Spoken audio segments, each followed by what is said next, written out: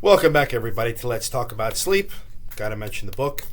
As we get closer and closer to 1,000 subscribers, one person at random will get a signed copy of that at random. But you got to be in it to win it, so make sure you subscribe. Please like this video if you liked it.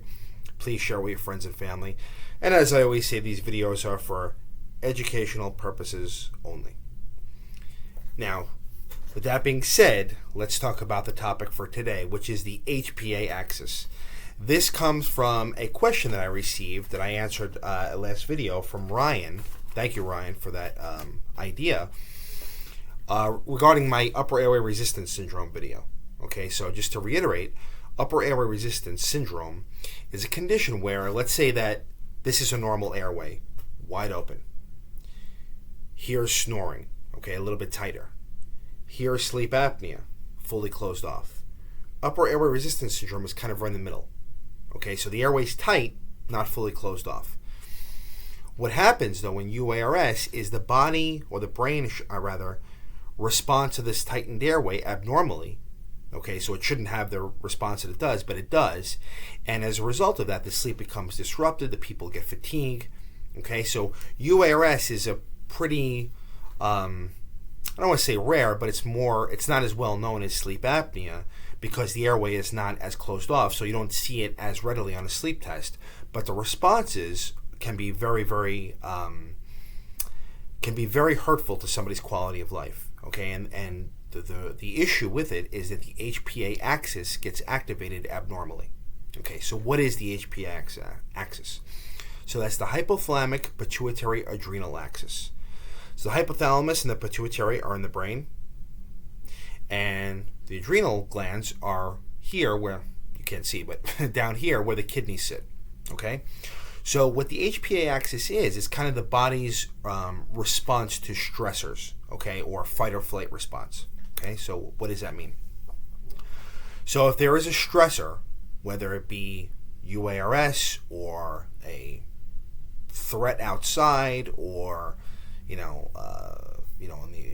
the evolutionary times, fighting off a saber-toothed tiger, whatever it is, the HPA axis, it releases cortisol. Okay, so the hypothalamus, I should say, what that does, it releases a hormone called corticotropin-releasing hormone, okay, or CRH, when there's a stress. Okay, that hormone then goes to the pituitary, okay, the second in the line, okay, and the pituitary releases ACTH, okay.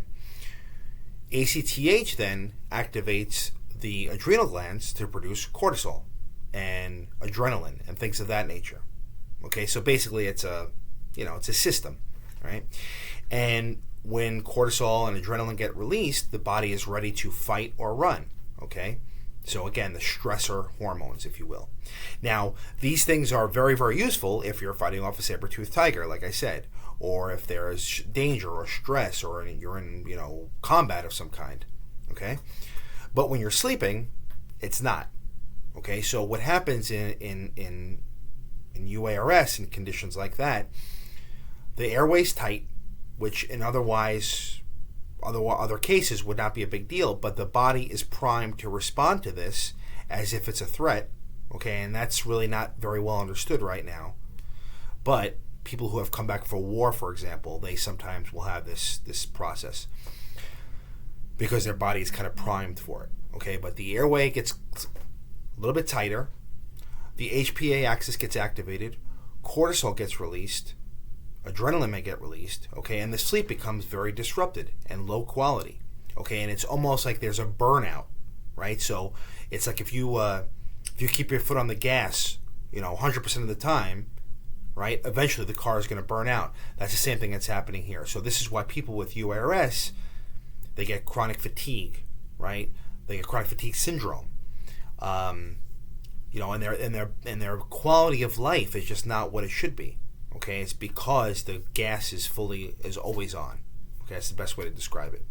Okay, so that's what the HPA axis is. When you hear people say like they have adrenal burnout, for example, that's kind of related to this.